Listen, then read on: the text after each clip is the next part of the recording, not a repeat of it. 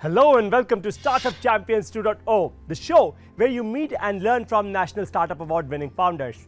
In this episode, you will meet two startup champions from the travel and transport industry. They are Simplotel and Steradian. The first step in taking a hotel digital is a website and a mobile app with which the customers can at least make a booking. But websites and mobile apps are very costly.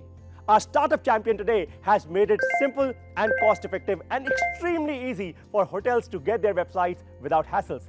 They also help the hotels with growth via digital marketing and a lot more. Let's now see the Simplotel story.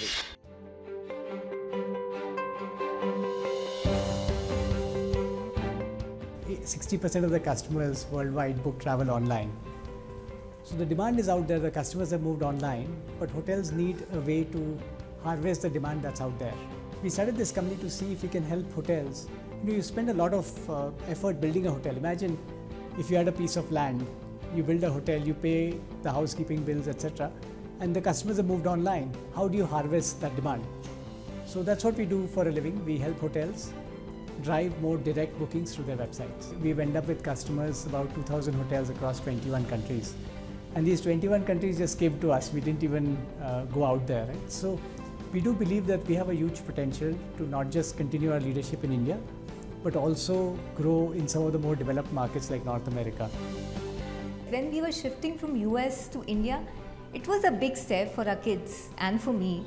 But I think we were super excited about the new opportunity also. 20 years of a marriage, हमेशा तरुण को था एक बार ही try करते हैं, let's go back to India. मतलब फिर regret क्यों करना है, एक बार ही try करते हैं, we have all the freedom to come back. Dad's a very busy man, he has a whole business to take care of. But he's always had time to spend with me and my brother. मैं और अभिनव, like, he can always spend time with us, हमेशा, like, कभी भी हम लोग जाएंगे, he'll be like, oh, let's do something fun. Like, no matter how busy he is, वो हमारे साथ he spends time.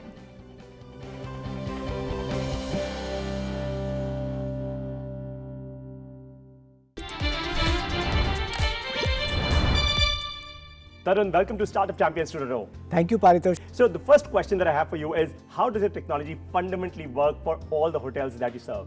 It's actually quite simple, Paritosh. When you look at hotels today, consumers have all moved online. Right. I don't remember the last time any one of us called up a travel agent or a hotel to make a booking. Sure. We're all online on our mobile phones making a booking. Sure. But websites today still are an unsolved problem. They take a lot of time to load. They don't work well on mobile where the customers all are. They don't personalize. Sure. So, I visit a hotel chain's website and I wait and I've showed interest in Agra, but I don't make a booking. Next time I come, I have to start my journey all over again. Sure. So it's the basics. This is one of our customer websites. You'll notice that it loads extremely fast. Everything out there it's tracking everything that the user is doing. Based on what it knows about you, it starts personalizing it. When you click on the book now, it just takes you to the booking engine, which also loads really fast. It shows you the prices up front.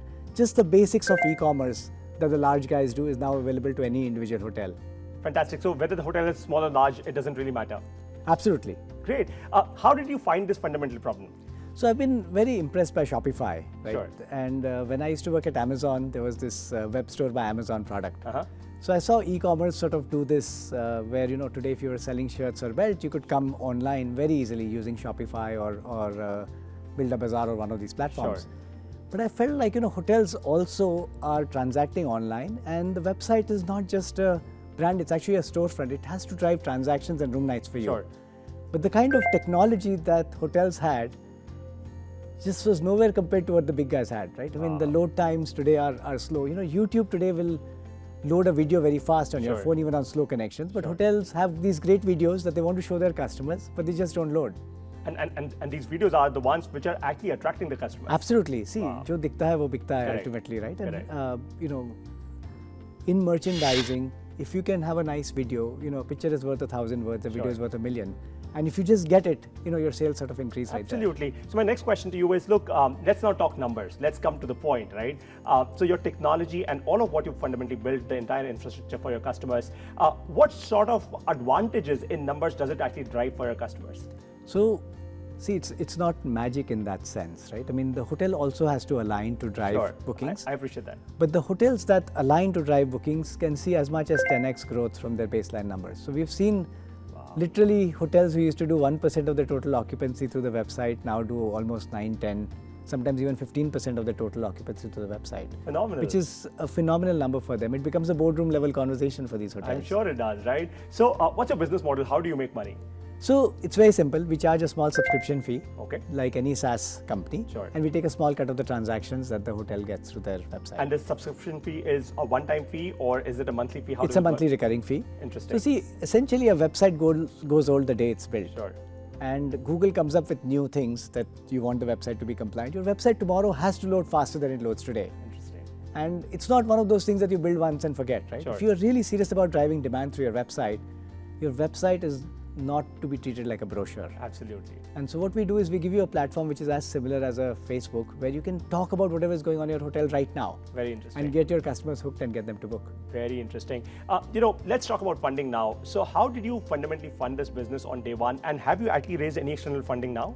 Yes, so day one was bootstrapping. Sure. So savings, put aside some savings to say, Sure. believed in this idea.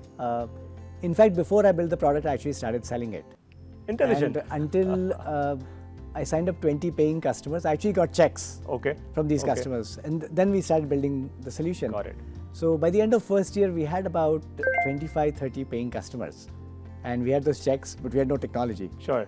At one point, we raised a round of funding from Make My Trip. Oh, very interesting. Okay. And since when has this company been in existence?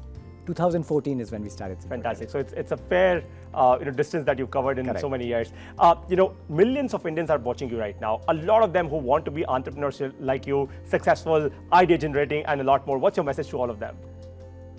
I think the hardest person to deal with in this entrepreneurship journey is yourself. So do it for the right reasons. Okay. It seems more glamorous than it is. Sure. In reality, it's a lot of wounds and Sure. scars. Sure. If you open the shirt, you'll see a lot of scars and wounds back there. But it's also a lot rewarding and a lot fulfilling. Like the kind of learnings you get out of this, I don't think a corporate job would ever get me that. Fantastic. So on that note, the top two lessons of this session are, number one, there is massive scope for growth in digitizing the hotel, travel, and transport industry. And number two, solve one small problem at a time and keep your customers engaged. You will build an extremely, extremely valuable and successful company.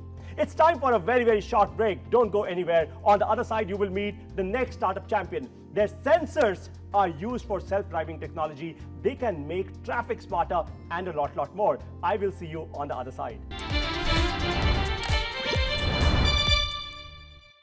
Welcome back to Startup Champions 2.0. Are you tired of the daily traffic condition in your city too? Look, I am tired of it too. Imagine if traffic conditions could be improved with automatic real-time intelligent traffic monitoring systems. In a few years, we will have self-driving cars, trucks, and airplanes too. Who knows? Self-driving concept needs radars and sensors. Our startup champion is creating this technology right here in India. Now imagine drones. Drones that autopilot and navigate themselves. Remember the incredible drone show at Rashtrapati Bhavan? How was that possible? The magic is created by lightweight radars and sensors. The problems and the solutions can go on and on and on, but the real action happens only on Startup Champions 2.0 show. Let's now see this radiant story.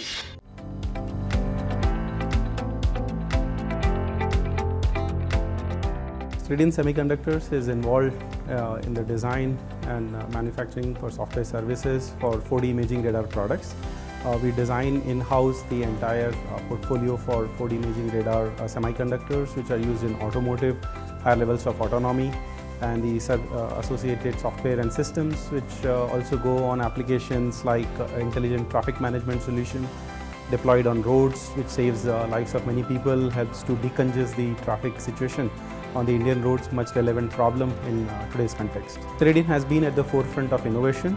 So far we have filed more than 15 US patents, and out of which 10 are granted as well. The team comes with a heavy background of having worked in technologies like RF and wireless, and having backgrounds and patents in multiple of these technologies. And we felt that there was a need for a high resolution, low cost, high performance radar. So that is when we thought, okay, we can go in and use all our previous expertise and build something really, world class. Adding more value to the customers, right? By, giving more features, and, the customer may want to know whether the violated vehicle, right? Is it a two-wheeler or is it a four-wheeler? So a lot of new features added. So we mostly, really, ahead of the market, right? We are very early in introducing new features.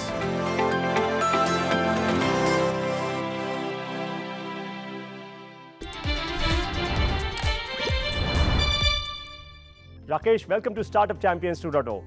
Thank you very much. My first question to you is, look, what exactly is this box-looking product that we have? What exactly are the applications does it have? Just show it to all of our viewers and tell us more about it. Go ahead.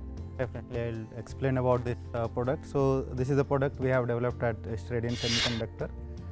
The chip which is gone inside this product is also designed at our company. It's fabricated and characterized and put into this product. And the whole unit basically designed at Stradient, including the hardware, PCBs, and all the connectors.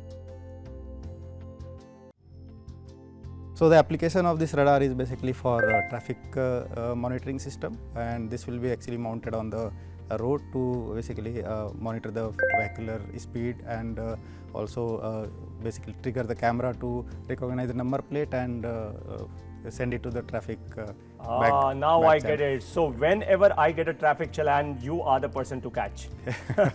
No joke apart. That's a sensor. I think you've built a brilliant technology. My second question to you is, how did you fund it on day one? Because of course creating hardware is not easy, at least especially right now in India. So what was the source of funds on day one, and have you ever raised any external funding till date? Yes, so we started in 2016 as a bootstrapped company and so basically self-funded. And we got the first funding in 2018, and that's when we started the scaling. And we have actually filed 15 patents, and out of that 9 patents are granted. This is filed in India as well as the US Patent Office. Congratulations to you, that's phenomenal. And all of these patents are product level, or are they process level? What are the patents So about? that includes the whole product, all the different segments, including the chip design, which is ASIC transceiver, design to the product, to the system and the algorithm in the software. So probably the day, maybe a decade from now, when there are actually self-driving cars here in India, your technology will be in use. That's the fantastic, dream. Great. So what's your business model? How do you guys make money? So we have started working with the system integrators and the OEMs across the country, as well as we are also approaching outside India.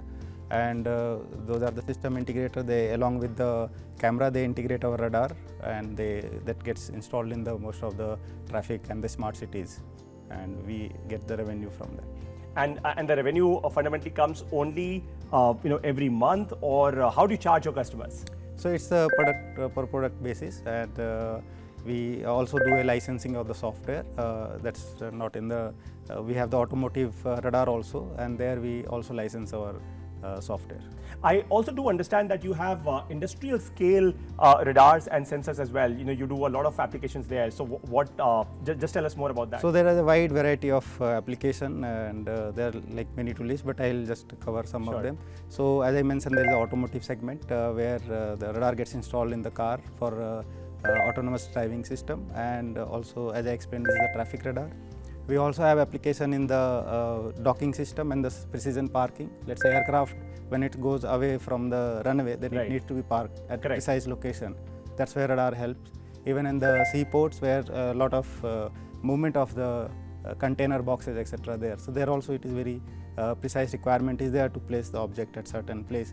So there also it useful. As along with that, we also have consumer market where let's say in a smartwatch, where radar can recognize the gestures, and you can, instead of large screen need, you just need the gesture to control the smartwatch, as well as in the television, you can navigate through the television menu through the gestures.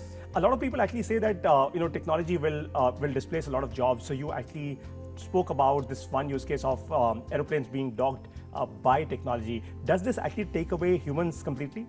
No, that let the human free to do other useful jobs. It's not like people have many other things to do rather than getting tied up with the monotonous work. Sure.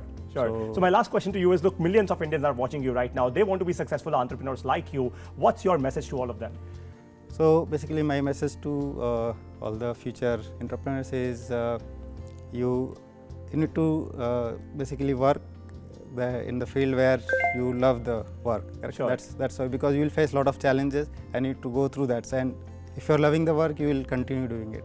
Another, always set the bar high, and that when this barrier is set high, once you cross it with your innovation, with your idea, then it's become challenging for any other competitor to cross that, and you will be far ahead of any of the competitors. Fantastic. On that note, the top 2 lessons of this session are: number 1, India can lead in the future tech space with investments in semiconductors and smart chips. And number 2, if you cannot start up, build your career in electronics, hardware or software. This is the future.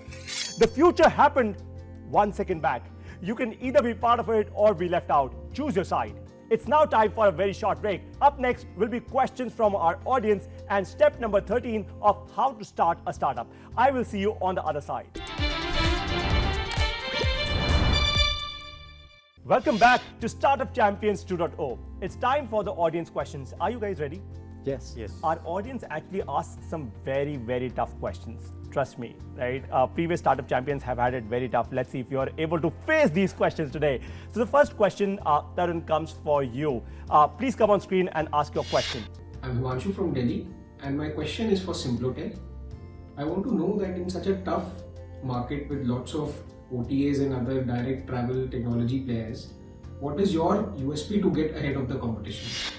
I think the advantage is very simple. We do a few things really, really well, better than anybody else.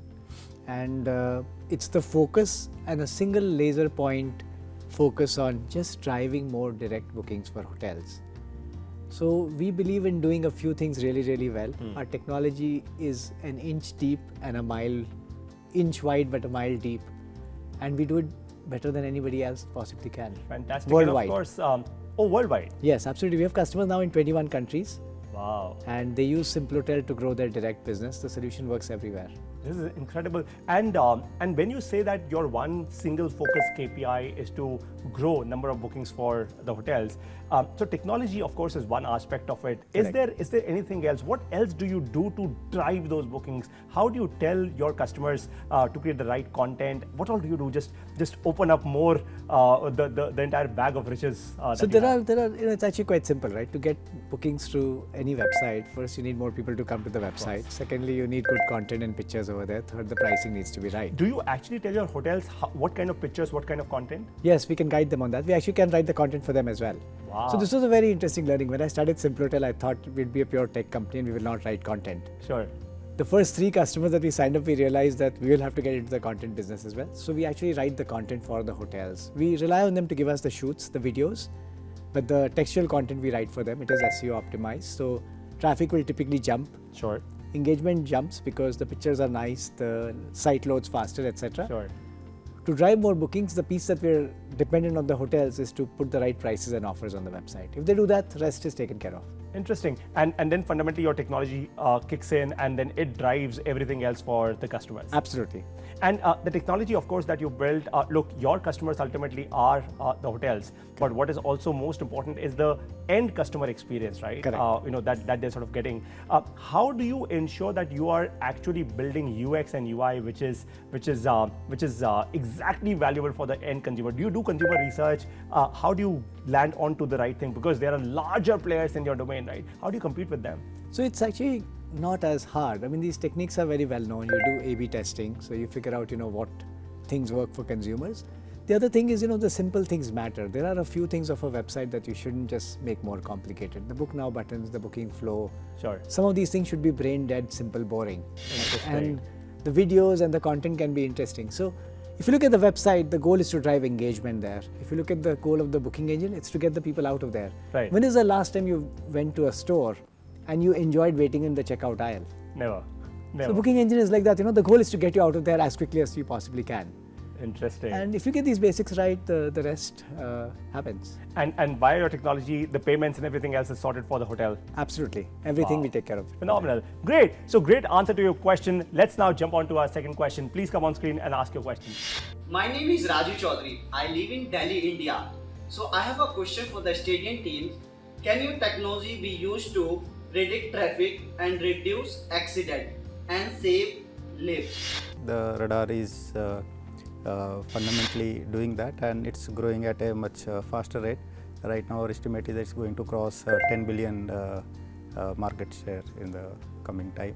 And how does it work basically in the, I already explained in the when the automobile, when it is used in the car, so it's going to prevent, there are a lot of millions of accidents happening because of the human errors. So once we put this radar, it's going to take over the controls, and it can do emergency braking also.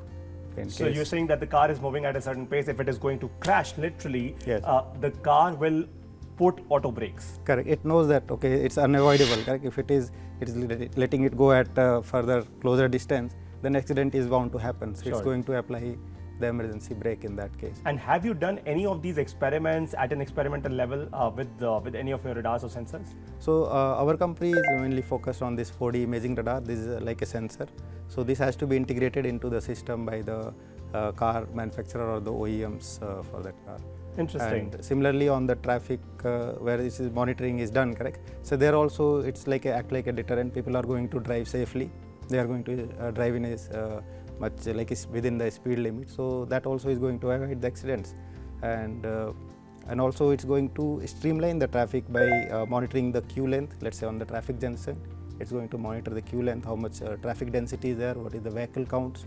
So based on that, the municipal corporation or the traffic police can basically automate the traffic lights to smoothen the traffic flow. Great, best of luck to you on that. Learning leads to earning. You all know this. Let's now continue our journey of learning with step number 13 of how to start a startup.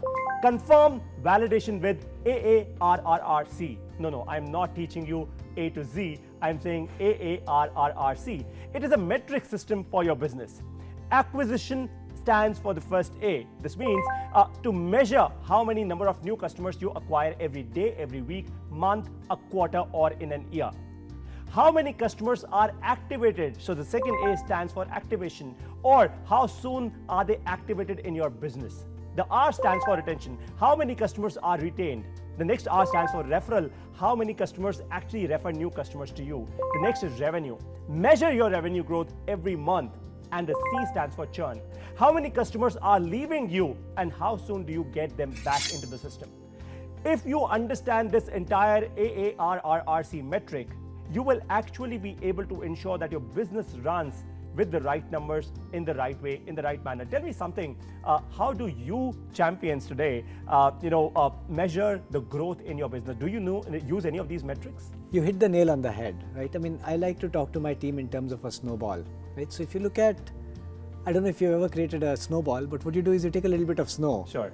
And you start rolling it. Right. And gradually more snow sticks to it. Sure.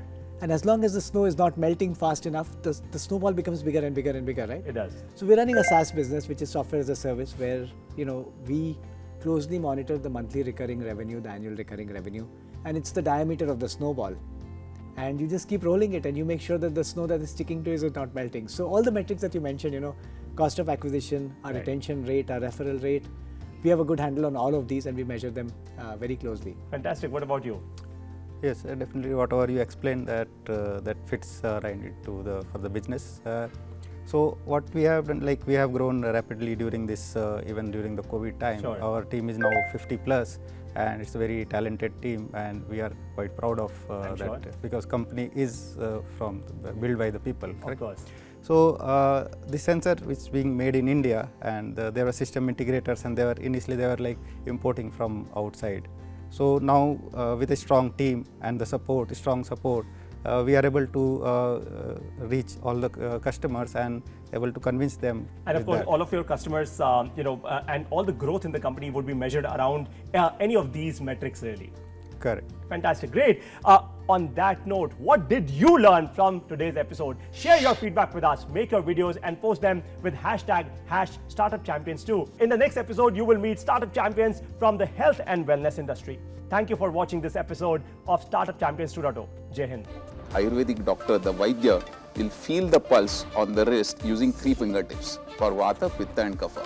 So we have mimicked that methodology using 3 pressure sensors. So these are our digital fingertips.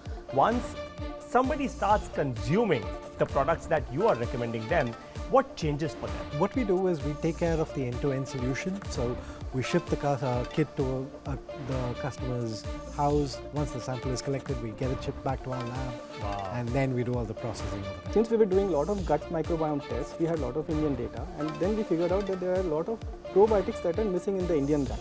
So we thought, why don't we make a product for Indians, for their gut?